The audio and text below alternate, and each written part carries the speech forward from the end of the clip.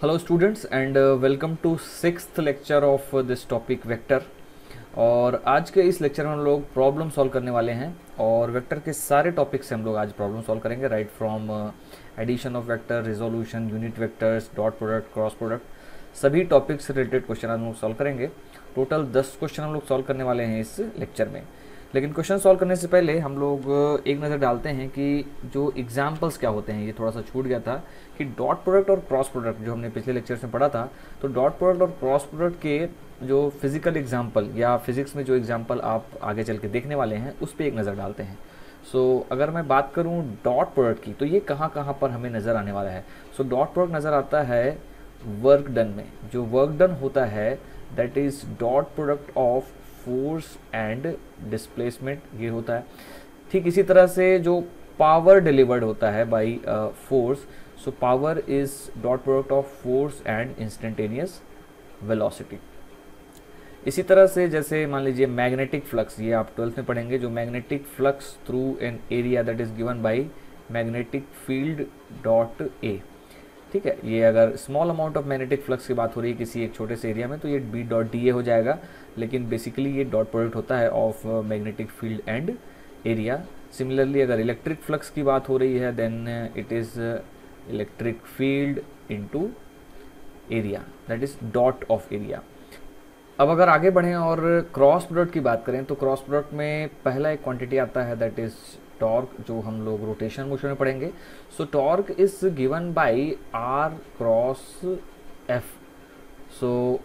Torque हमेशा किसी point के अबाउट डिफाइन होता है, और अगर कोई फोर्स लग रहा है किसी दूसरे पॉइंट पर, जिस पॉइंट से हमें टॉर्क डिफाइन करना है वहाँ से एक पोजीशन वेक्टर बनाते हैं for the point of application of force. ये जो आर है वो वही पोजीशन वेक्टर होता है, और इस पोजीशन वेक्टर और फोर्स का जो क्रॉस प्रोडक्ट है वो टॉर्क बताता है about that point from which the position vector R is drawn. ठीक है, इसी तरह से जो दूसरी क्वांटिटी है like angular momentum. Angular momentum भी बिल्कुल इसी तरह से डिफाइन होता है। उसमें क्या होगा, उसमें आ जाएगा आर क्रॉस पी हो जाएगा। तो उसमें आर जैसे इसमें डिफाइन था उसी तरह से होगा, और फोर्स की जगह यहाँ पे P which is linear momentum. तो ये है हमारा angular momentum which is again a vector quantity. इसी तरह से जैसे मान लीजिए मैग्नेटिक फोर्स अगर हमको डिफाइन करना है किसी मूविंग चार्ज पर, magnetic force is given by Q into P cross B. इसमें v जो है वो वेलोसिटी ऑफ दैट चार्ज है और b है मैग्नेटिक फील्ड। तो अगर q क्वांटिटी का चार्ज किसी एक मैग्नेटिक फील्ड में मूव कर रहा है विथ वेलोसिटी v, तो उसमें लगने वाला फोर्स जो कि एक वेक्टर क्वांटिटी है that will be given by this cross product. आइए आगे बढ़ते हैं और अब हम लोग क्वेश्चन सॉल्व करते हैं। सबसे पहले हम जो क्वेश्चन ले रहे हैं दैट इज रिजल्टेंट। हमें फाइंड करना है resultant of 3 vectors shown in figure. तो आपको ये 3 वेक्टर दिखाई दे रहे हैं, इसमें ये एंगल बनाना भूल गए हैं, तो ये एंगल आपको दिया हुआ है 37 डिग्री। इस क्वेश्चन को सॉल्व करने के लिए इसको अलग अलग तरीके से देखा जा सकता है। जो पहला तरीका ये है कि जब भी हम लोग वेक्टर्स को ऐड करते हैं, तो जैसे ये पहला वेक्टर हो गया 5 मीटर वाला, ये दूसरा, ये तीसरा, तो पहले के हेड से दूसरे का टेल जुड़ा हुआ है, उसी तरह से दूसरे के हेड से तीसरे का टेल जुड़ा हुआ है। तो अगर हम पहले वाले के टेल से लास्ट वाले के हेड तक जोड़ता हुआ एक वेक्टर बनाए इस तरह का, फाइनली इस तरह का अगर वेक्टर बना दें, तो यही वो रिजल्टेंट वेक्टर होगा जो इस 5 मीटर, 3 मीटर और 2 मीटर के वेक्टर से मिलकर बनेगा।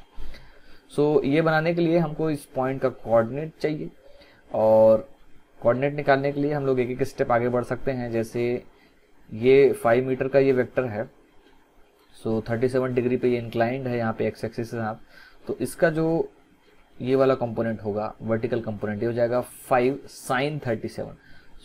This component will be equal to 5 sin 37। This will be 5 into 3/5, ये हो जाएगा 3 मीटर। इसी तरह से ये जो हॉरिजॉन्टल कंपोनेंट होगा दिस विल बी 5 cos 37, और ये हो जाएगा 5 into 4/5, this will become equal to 4 metre. अब देखेंगे कि ये वाला जो पॉइंट है, दिस पॉइंट, इस पॉइंट का जो कोऑर्डिनेट हो जाएगा वो हो जाएगा 4x डायरेक्शन में और 3 y डायरेक्शन में। दिस विल बी 4, 3, ये इस पॉइंट का कोऑर्डिनेट होगा। इस तरह से जब ये दूसरे वेक्टर में हम लोग आगे बढ़ेंगे, अगर इस दूसरे पॉइंट का हम लोग कोऑर्डिनेट ढूंढें, इसी तरह से स्टेप बाय स्टेप आगे बढ़ते जाएंगे।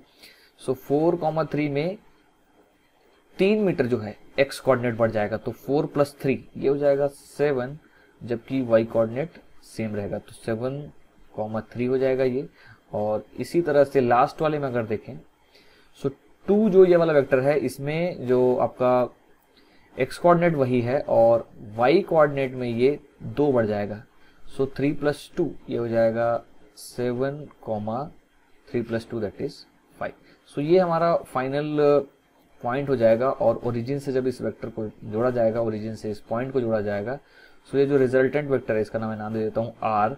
सो रिजल्टेंट वेक्टर को लिखा जा सकता है 7i कैप + 5j कैप, ये फाइनल वेक्टर हो जाएगा। सो ये हो जाएगा हमारा रिजल्टेंट वेक्टर। तो ये तो कंपोनेंट के फॉर्म में लिखा है, अगर इसे हम लोग नॉर्मल मैग्नीट्यूड और डायरेक्शन अलग अलग तरीके से बताएं, सो इसका जो मैग्नीट्यूड होता है इस तरह का, जैसे आई जे के या कंपोनेंट के फॉर्म में कोई भी वेक्टर रहता है, तो उसका जो रिजल्टेंट या उसका जो मैग्नीट्यूड होता है दैट इज गिवन बाय √, इनके कोफिशिएंट का square. So this will be 7 square + 5 square. So ये हो जाएगा 7 7s are this is 49 + 25। सो ये हो जाएगा √74, ये हो गया। सो this is the magnitude of resultant vector. और दूसरा, अगर इसके एंगल की बात की जाए, तो ये जो रिजल्टेंट वेक्टर बनेगा, ये मान लीजिए अल्फा एंगल बना रहा है एक्स एक्सिस के साथ। So this tan alpha is given by coefficient of y upon coefficient of x। So tan alpha will be nothing but 5/7, या हम लोग लिख पाएंगे alpha is tan inverse 5/7। So this will become our answer. आगे बढ़ते हैं दूसरे question की तरफ। सो इस क्वेश्चन में हमको पूछा जा रहा है कि विच सेट गिवन बिलो में represent the magnitude of 3 vectors adding to 0, मतलब 3 वेक्टर जिनका जो जोड़ है या रिजल्टेंट है वो 0 आना चाहिए। सो इसमें हमको ये ध्यान रखना है कि 3 वेक्टर की जब भी बात हो रही है, तो ये मान लीजिए एक वेक्टर है, लेट अस से वेक्टर ए, और ये दूसरा वेक्टर है, लेट अस से वेक्टर बी। सो इन दोनों का जो सम होता है वो होता है ये वाला vector which is vector C. इस तरह से बनाते हैं, पहले के हेड से दूसरे के टेल को जोड़ा और फाइनली पहले वाले के टेल से दूसरे वाले के हेड को जोड़ा, तो ये फाइनल वेक्टर बना C. This is nothing but a + b। अब अगर मैं इस c को ही उल्टा कर दूं, तो ये हो जाएगा क्या, -c हो गया। मैंने जस्ट सेम मैग्नीट्यूड लिया, उल्टा लिया, और इस वाले को अगर यहाँ पर इस ट्रायंगल में फिट कर दें, तो a + b, अब ये क्या है, जस्ट a + b का उल्टा है, मतलब -a + b हो गया। तो a + b -a + b, तो ये सब मिला के क्या हो जाएगा 0, मतलब a + b और इसकी जगह -c रख दूं, तो ये पूरा एक क्लोज लूप बन जाएगा एक दूसरे के हेड और टेल को टच करते हुए, और ये फाइनली 0 हो जाएगा। मतलब एक ट्रायंगल का बनना जरूरी है अगर हम 3 वेक्टर्स की बात कर रहे हैं और उनका सम क्या हो जाए 0। तो बस हमें ये चेक करना है कि इन मैग्नीट्यूड्स में को मिला करके क्या हम एक ट्रायंगल बना सकते हैं, मतलब इनकी ये जो मैग्नीट्यूड हो जाएंगे वो उस ट्रायंगल की साइड हो जाएंगे, और क्या इनको मिलाकर वो ट्रायंगल बनाया जा सकता है। तो हम लोग एक एक करके चेक करते हैं कि ट्रायंगल की क्या प्रॉपर्टीज होती है। तो ट्रायंगल में जैसे मान लीजिए इसी को मैं वेक्टर फॉर्म में ना बना के जस्ट एक ट्रायंगल के रूप में लिखूं, तो ये हो जाएगा लेंथ a, ये हो जाएगा लेंथ b, और ये हो जाएगा लेंथ c। तो हमेशा आप पाएंगे कि ट्रायंगल तभी पॉसिबल है जब 2 साइड्स का सम, ये प्रॉपर्टी होती है 2 साइड्स का सम, जैसे a + b जो है वो ग्रेटर देन और इक्वल टू क्या होना चाहिए, c होना चाहिए। उसी तरह से b + c जो है वो ग्रेटर देन और इक्वल टू क्या होना चाहिए, a होना चाहिए। और उसी तरह से ab bc c + a should be greater than और इक्वल टू b होना चाहिए। तो ये एक इंपॉर्टेंट प्रॉपर्टी है किसी भी ट्रायंगल की। बस इसी प्रॉपर्टी को यहाँ पर चेक करेंगे हम, और जो इस प्रॉपर्टी को सेटिस्फाई कर रहा होगा तो हम ये कंक्लूड कर सकते हैं कि वो 3 साइड्स मिलके ट्रायंगल बना सकते हैं। तो जैसे पहले में अगर देखें तो 2 + 4 ही अगर कर रहे हैं, 2 + 4, तो ये क्या होना चाहिए, ग्रेटर देन 8 होना चाहिए था, लेकिन ये क्या है, स्मॉलर देन 8 है। इसका मतलब ये ट्रायंगल नहीं बनाएगा। इसी तरह से 4 + 8 अगर देखें तो 4 + 8 क्या होता है 12, it is again less than 16, तो ये भी ट्रायंगल नहीं बनाएगा। लेकिन यहाँ पे अगर देखें सी वाले ऑप्शन में, देखिए 1 + 2 अगर करेंगे तो ग्रेटर देन 1 है, तो इन दोनों का कर दिया। इसी तरह से ये वाले को मैं करूँ दूसरे और तीसरे में, तो 2 + 1 अगर करेंगे तो again it is greater than 1, और लास्ट 1 + 1 अगर मैं करता हूँ तो 1 + 1 इज़ इक्वल टू 2, तो ग्रेटर देन या इक्वल टू ये चलने वाला है। दैट मीन्स यहाँ पर ये चीज़ सेटिस्फाई हो रही है, मतलब सी ऑप्शन जो है ये ट्रायंगल बनाएगा। बेसिकली ये ट्रायंगल नहीं बना रहा होगा, ये जस्ट एक स्ट्रेट लाइन बनेगा तीनों मिला के अगर आप देखेंगे तो, ठीक है। सो लेकिन इसको ऐसा मान सकते हैं कि ट्रायंगल एक ऐसा ट्रायंगल है जिसका 2 एंगल 0 है, एक एंगल 180 डिग्री है। इसके बाद जो डी ऑप्शन है यहाँ पे अगेन आप देखेंगे, जैसे 0.5 और 1 को आप जोड़ेंगे, 0.5 + 1 अगर आप जोड़ेंगे तो ये क्या हो जाएगा, ये हो जाएगा 1.5 which is again less than 2, तो यहाँ पर भी सेटिस्फाई नहीं हो रहा है और यहाँ पर भी ट्रायंगल नहीं बनेगा, तो ये 0 को ऐड नहीं करेगा, तो हमारा आंसर हो जाएगा खाली ये सी वाला, ठीक है। सो इस क्वेश्चन में हमें निकालना है magnitude of A, magnitude of B, magnitude of a + b and a - b, जिसमें वेक्टर a है 4i + 3j and vector b है 3i + 4j।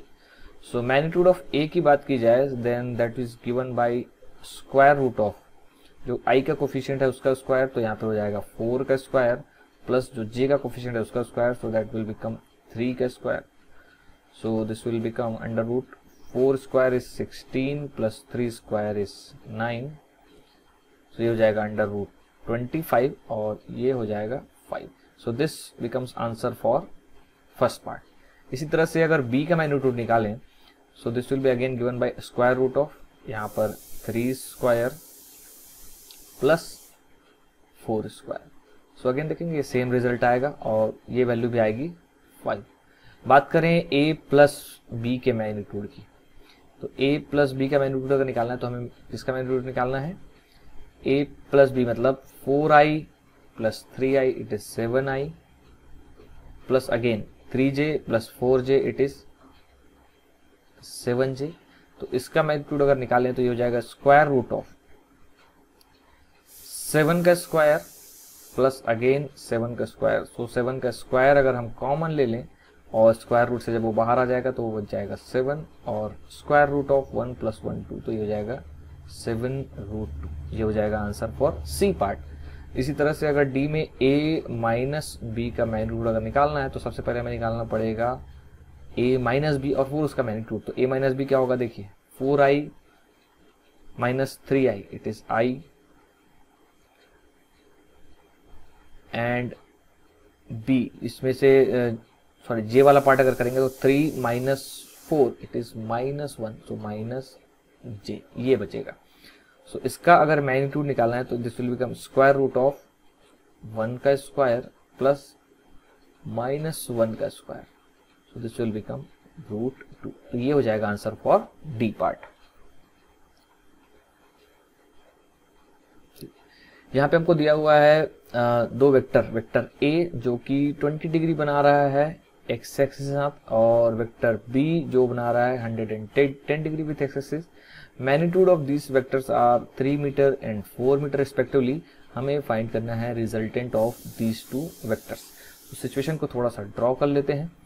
लेट अस से ये हमारा है एक्स एक्सिस, तो ये हो गया हमारा एक्स एक्सिस और वेक्टर a जो ये क्या कर रहा है 20 डिग्री बना रहा है। तो लेट अस से ये हमारा वेक्टर a जो कि बना रहा है 20 डिग्री विथ एक्स एक्सिस और इसी तरह से दूसरा वेक्टर है वेक्टर b जो बना रहा है 110 डिग्री विथ एक्स एक्सिस। तो ये होगा कुछ वेक्टर b, ये है वेक्टर b जो बना रहा है 110 degree with x axis.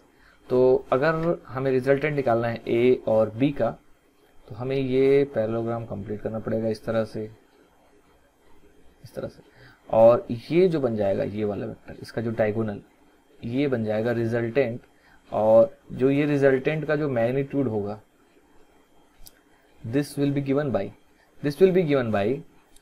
Square root of A square plus B square plus 2ab cos theta. अब इसमें थीटा क्या है? थीटा है ये वाला एंगल जो ए और बी के बीच में है। तो आप देख सकते हैं ये पूरा एक्स एक्सिस, ये कंप्लीट एंगल 110 है, उसमें से ये वाला एंगल 20 है, तो 110 में से 20 हटाएंगे तो ये एंगल कितना हो जाएगा? 90 डिग्री हो जाएगा।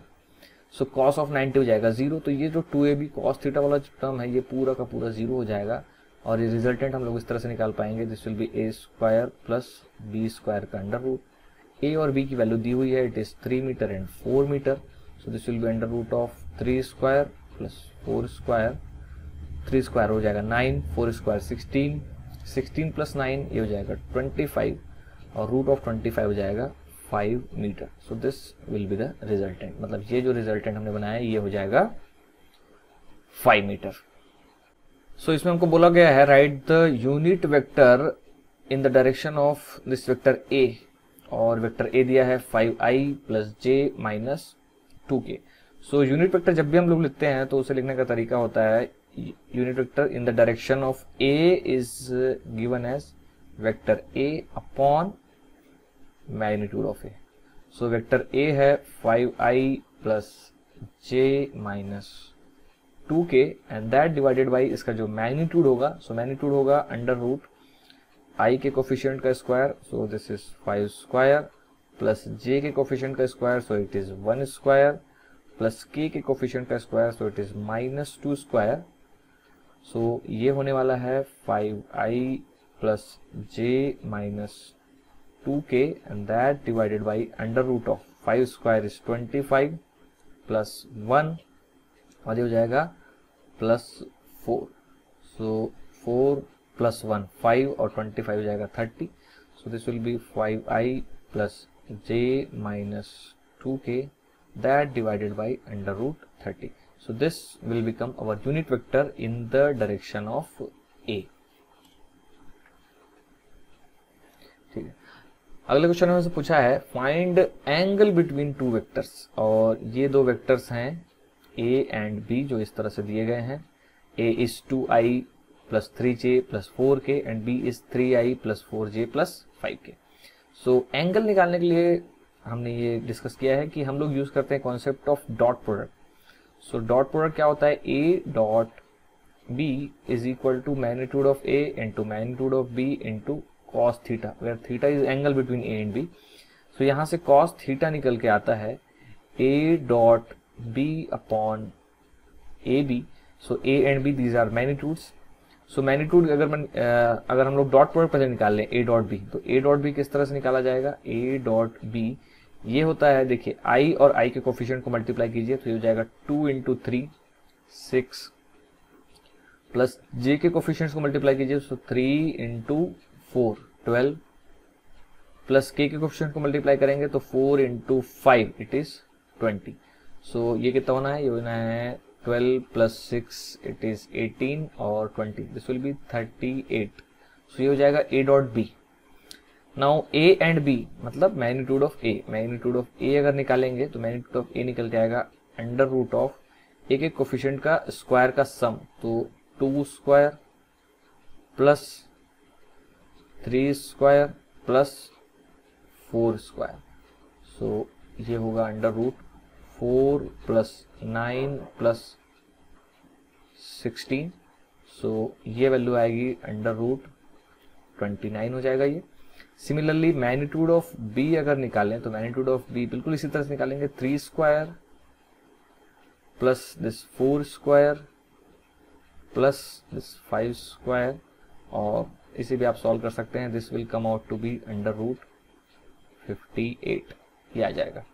इन दोनों वैल्यूज को, दोनों नहीं तीनों वैल्यूज 38 20 रूट 29 रूट 58 ये सबको यहाँ पे प्लग करेंगे तो फाइनली जो कॉस थीटा आ जाएगा ये आ जाएगा a dot b it is 38 and that divided by root 29 root 58। इसको सॉल्व कर सकते हैं और यहाँ से थीटा की वैल्यू निकाल सकते हैं, मतलब theta will become cos inverse of this quantity. हमें दिया है a vector a points vertically upwards, vector b points north. हमें बताना है कि vector product a cross b किस तरफ होगा। सो थोड़ा सा इसको विजुअलाइज करते हैं कि ये अपवर्ड और नॉर्थ ये किस तरह से हम लोग बना सकते हैं. So let us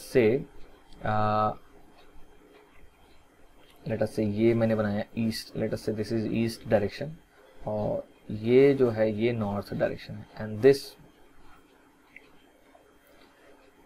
is upward direction, ये है अपवर्ड डायरेक्शन इस तरह से. सो हमें दिया हुआ है vector A points vertically upwards, तो वेक्टर ए जो है अपवर्ड्स है, तो उसको मैं थोड़ा सा डिफरेंट कलर में बना देता हूँ.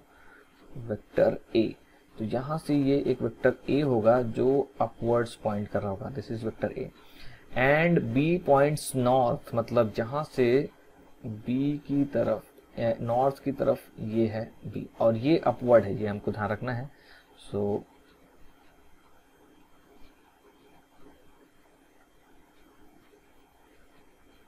ये है हमारा upward direction.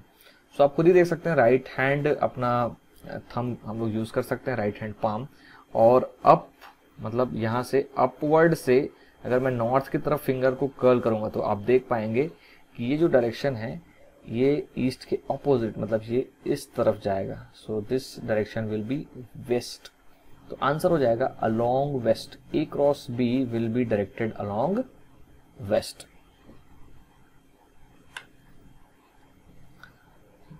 Magnitude of vector product of A and B क्या क्या हो सकता है? ये मल्टीपल चॉइस है, मतलब ग्रेटर देन ए बी हो सकता है, इक्वल टू ए बी हो सकता है, less than A B, equal to 0.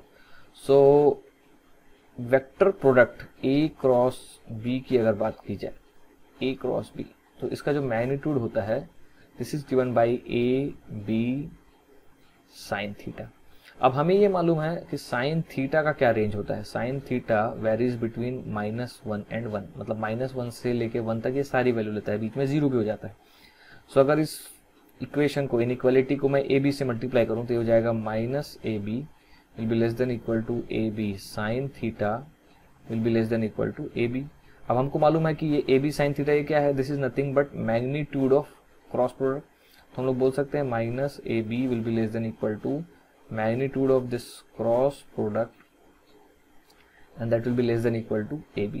तो हम देख सकते हैं कि ये जो magnitude of cross product of A and B जो हम लोग ढूंढ रहे थे, this can vary between -AB to AB, -AB से AB तक कहीं भी हो सकता है. सो जो A ग्रेटर देन AB ये तो नहीं हो सकता, मतलब लेस देन और इक्वल टू AB होगा, तो ये तो नहीं होने वाला, ये गलत ऑप्शन है. इक्वल टू AB बिल्कुल हो सकता है, ये इक्वल टू AB हो सकता है, मतलब ये सही है. लेस देन AB, यस ये लेस देन AB भी हो सकता है. इक्वल टू 0, यस ये AB से लेके इधर साइन थीटा, अगर थीटा 0 हो गया तो ये 0 भी हो सकता है. तो ये तीनों ऑप्शन करेक्ट हो जाएंगे, B, C और D. हमें बताया गया है कि जो फोर्स होता है एक चार्ज पार्टिकल पे, electromagnetic force, that is given by Q into E plus Q into we cross B. ठीक है, तो ये हमको बताया गया है, और ये दिया गया है कि जो E है, यहाँ पे E इलेक्ट्रिक फील्ड है और B जो है मैग्नेटिक फील्ड है. सो E जो है वो अलोंग एक्स एक्सिस है, तो ये मान लीजिए एक्स एक्सिस है, तो इसी डायरेक्शन में इलेक्ट्रिक फील्ड है. तो ये मैं इस तरह से बना देता हूँ, ये है इलेक्ट्रिक फील्ड का डायरेक्शन, और जो मैग्नेटिक फील्ड है वो वाई डायरेक्शन में है इस तरफ. सो वाई डायरेक्शन ये हो गया, और इसी डायरेक्शन में है हमारा मैग्नेटिक फील्ड बी. अब यहाँ पे मान लीजिए ये हमारा कोई चार्ज पार्टिकल है, तो हमसे पूछा गया है कि किस डायरेक्शन में और किस स्पीड से इस पॉजिटिवली चार्ज पार्टिकल को भेजा जाए सो दैट उसमें नेट फोर्स 0 हो जाए. सो आप देखेंगे इसमें दो फोर्सेस लग रहे हैं, Q इंटू ई और एक लग रहा है Q into we cross B. So ये दोनों का सम जो है वो 0 होना चाहिए, हमको चेक करना है. तो पहले फोर्स को अगर देखें Q इंटू ई, तो मान लीजिए ये चार्ज पार्टिकल है और इसका चार्ज है Q, तो इस पर एक फोर्स लगेगा Q इंटू ई. तो ये तो डायरेक्ट क्या हो गया, E एक वेक्टर हो गया और उसको एक स्केलर से मल्टीप्लाई कर रहे हैं, तो उस ये जो Q इंटू ई रहेगा वो E के डायरेक्शन में ही रहेगा, और उसका मैग्नीट्यूड सिंपली क्या हो जाएगा, Q times E. So this vector will be Q into E, और इसी को हम लोग बोल सकते हैं क्या, इलेक्ट्रिक फोर्स है. ये इलेक्ट्रिक फोर्स है, ये वाला जो कंपोनेंट है इसे आप इलेक्ट्रिक फोर्स बोल सकते हैं. और इसे बोल सकते हैं मैग्नेटिक फोर्स। दो फोर्सेज है अलग अलग, दोनों का जो टोटल सम है वो इस पार्टिकल पे लग रहा है। सो इलेक्ट्रिक फोर्स इधर लग रहा है। अब नेट फोर्स अगर जीरो होना है तो इतने ही मैग्नीट्यूड का मैग्नेटिक फोर्स लगना चाहिए पार्टिकल पे, और किधर लगना चाहिए इसके अपोजिट, तभी तो फोर्स जीरो होगा। इसका मतलब इस पे जो मैग्नेटिक फोर्स लगेगा वो इस डायरेक्शन में लगेगा, Fm, जो किसके बराबर होगा, जो कि बराबर होगा Q into we cross B के, जैसा आप यहाँ पे देख पा रहे हैं। और ये किसके बराबर होना चाहिए, Q इंटू ई के बराबर भी होना चाहिए। सो सबसे पहली बात, ये अपोजिट लगे, तो ये अपोजिट लगने के लिए इसकी वेलोसिटी किधर होनी चाहिए हमको देखना है। सो ये होना है v क्रॉस बी। Q तो एक स्केलर क्वांटिटी से साइड करके देखें तो v क्रॉस b, तो राइट हैंड थंब रूल अगर लगाएं तो v देखिए, अगर ये सारा कुछ इस पेज में हो रहा है, इस स्क्रीन पे हो रहा है, मतलब ये y एक्सिस और x एक्सिस अगर आपके स्क्रीन पे है, तो आप पाएंगे कि जो इसकी वेलोसिटी होनी चाहिए वो स्क्रीन के बाहर z डायरेक्शन में होनी चाहिए। ये z डायरेक्शन हो गया, और इसी डायरेक्शन में इसकी वेलोसिटी होनी चाहिए। ये आप चेक कर सकते हैं, क्योंकि आप जब right hand thumb rule use करेंगे तो V से B की तरफ जब क्रॉस करें, कर्ल करेंगे अपने फिंगर्स को, तो इसका जो रिजल्ट है वो -x डायरेक्शन में आएगा। आपका जो थंब है वो -x डायरेक्शन में पॉइंट करेगा, तभी ये पॉसिबल है। तो पहला चीज़ हमने फाइंड कर लिया कि डायरेक्शन क्या होना चाहिए, डायरेक्शन होना चाहिए z डायरेक्शन, और स्पीड u ये कितनी होनी चाहिए ये हमको निकालना है। सो अगर ये z डायरेक्शन में मूव कर रहा है और b जो है ये ऊपर की तरफ है मैग्नेटिक फील्ड, तो b और v के बीच में जो एंगल हो गया वो कितना हो गया, 90 डिग्री। तो ये जो मैग्नीट्यूड हुआ q into we cross B, ये सिंपली क्या हो जाएगा, q और v का मैग्नीट्यूड है u इंटू बी और साइन 91 हो गया। तो ये इस फोर्स का मैग्नीट्यूड हो गया। उसी तरह से ये वाला जो फोर्स लग रहा है इलेक्ट्रिक फोर्स, इसका मैग्नीट्यूड कितना है, q इंटू ई हो जाएगा, और दोनों मैग्नीट्यूड बराबर होने चाहिए, डायरेक्शन अपोजिट हमने कर ही रखा है। सो हम लिख पाएंगे q into u into B should be equal to Q into E, और तब जा करके ये जो पार्टिकल होगा इस पर नेट फोर्स क्या हो जाएगा, ज़ीरो हो जाएगा। तो यहाँ से Q को कैंसिल कर देंगे और U निकल के आ जाएगा E अपॉन B। तो ये हमारा आंसर हो जाएगा। अगले क्वेश्चन में हमको दिया है कि a particle moves in a given straight line with constant speed u, एक कांस्टेंट स्पीड से वो मूव कर रहा है। At certain time it is at point P on its straight line path and there is another fixed point O, एक another fixed point है O, और हमें शो करना है कि vector OP cross vector V is independent of position। ठीक है, सो मान लेते हैं कि ये पार्टिकल यहाँ कहीं पे है, this is the position of particle, और ये है P पॉइंट। तो इस समय इसकी कुछ वेलोसिटी होगी, लेट अस से दिस वेलोसिटी इज V, ये इस डायरेक्शन में कुछ होगी। ठीक है, और इसका जो मैग्नीट्यूड है, मतलब वेलोसिटी का जो मैग्नीट्यूड है, ये भी हमको दिया है, it is given to be U, और ये कांस्टेंट है, मतलब इसका मैग्नीट्यूड कांस्टेंट है, वेलोसिटी भी कांस्टेंट है, स्ट्रेट लाइन में ये मूव कर रहा है। अब कोई एक दूसरा कोई एक पॉइंट है, कोई भी एक रैंडम पॉइंट ले लीजिए, लेट अस से this is that point O, ये एक पॉइंट O है। सो एक वेक्टर हम लोग बना सकते हैं, वेक्टर OP, ये हो गया वेक्टर OP। ठीक है, यहाँ पे पॉइंट P नहीं बनाना था मुझे, this is not point, this is just P, और ये जो पूरा ये बन गया, this vector is OP, this is vector OP। Now we have to prove that OP cross V is independent of the position. मतलब ये जब पार्टिकल जब मूव कर रहा होगा स्ट्रेट लाइन में, मतलब ये इस तरह से मूव कर रहा होगा, और ये P कहीं पे भी हो सकता है, यहाँ यहाँ यहाँ इस लाइन में कहीं भी हो सकता है, लेकिन OP क्रॉस V जब भी आप करेंगे तो उसका एक कांस्टेंट मैग्नीट्यूड आएगा, उसका इस P के लोकेशन से फ़र्क नहीं पड़ रहा। सो देखते हैं ये कैसे पॉसिबल है, कैसे इसे प्रूव किया जा सकता है। लेट अस से इस OP को मैं थोड़ा सा एक्सटेंड करता हूँ, और ये मान लीजिए है एंगल थीटा। सो ये एंगल भी क्या हो जाएगा, थीटा। तो OP क्रॉस V का जो मैग्नीट्यूड है, इस मैग्नीट्यूड को अगर आप देखें तो ये क्या निकल के आएगा, OP इंटू V की जगह मैं U लिख देता हूँ, ये U मैग्नीट्यूड दिया हुआ है, into sine theta. This is the definition of cross product, उसका मैग्नीट्यूड इस तरह से निकाला जाता है। अब इसी को OP को मैं थोड़ा सा लेटस से इसको मैं R से रिप्लेस कर देता हूँ, let's say this distance is R, ये R है। सो this becomes R into sine theta को एक साथ लिख लेता हूँ, इंटू U।